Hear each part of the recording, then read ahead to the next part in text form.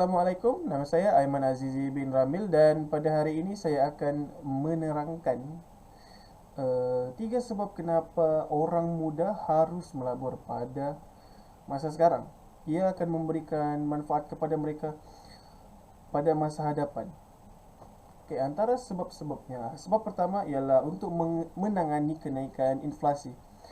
Ramai ramai orang kurang pengetahuan tentang inflasi. Okay, inflasi merujuk kepada nilai duit yang semakin berkurangan pada tahun demi tahun. Sebagai contoh, nilai sebuah produk seperti makanan yang dijual pada 10 tahun lepas tidak sama dengan sekarang. Ini adalah disebabkan inflasi.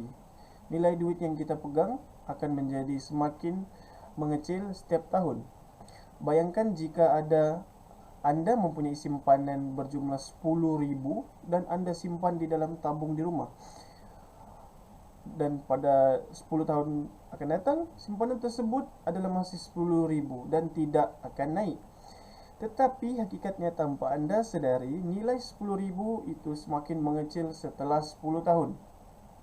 Sebaliknya, jika anda melabur simpanan anda dalam instrumen pelaburan yang memberikan pulangan tahunan sebanyak 10%, dalam 10 tahun duit 10,000 itu akan berkembang dan bertambah menjadi RM25,937. Nilai yang banyak namun bermula dari sekarang. Simpanan kita hendaklah menyimpan pada masa sekarang agar memberi manfaat kepada kita di masa hadapan. Okey, sebab kedua ialah kadar pulangan yang lebih baik. Jika simpan di akaun biasa, anda tidak berpeluang untuk menggandakan wang anda.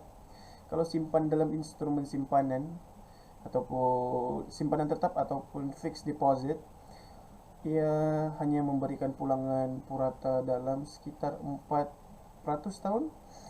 Melalui pelaburan, walaupun ia mempunyai risiko tersendiri dan tidak menjamin pulangan yang tetap, ia dapat memberikan kadar pulangan yang lebih baik. Biasa dengar kan? High risk equals higher return. Jadi janganlah takut mengambil risiko.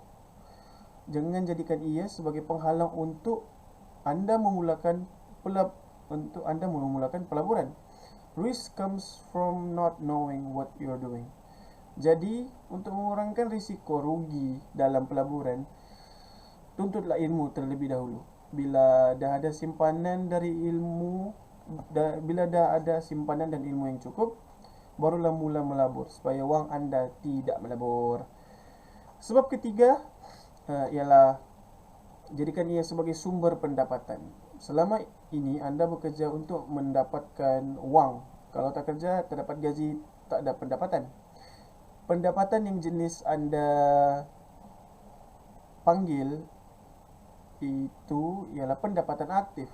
Dengan adanya pelaburan, anda dapat menambah set income anda melalui pendapatan pasif.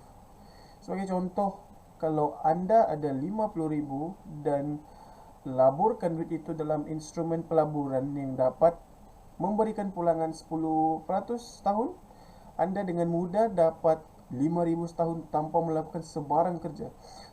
Konsep dia je senang, simpan dan lupa. Jika anda rasa gaji tak naik-naik walaupun dah lama bekerja di tempat yang sama, daripada merungut, lebih baik anda mulakan pelaburan untuk menambahkan pendapatan. Kadang-kadang tak semua orang minat untuk berniaga atau ada masa untuk buat 2-3 kerja memandangkan sebuah keluarga.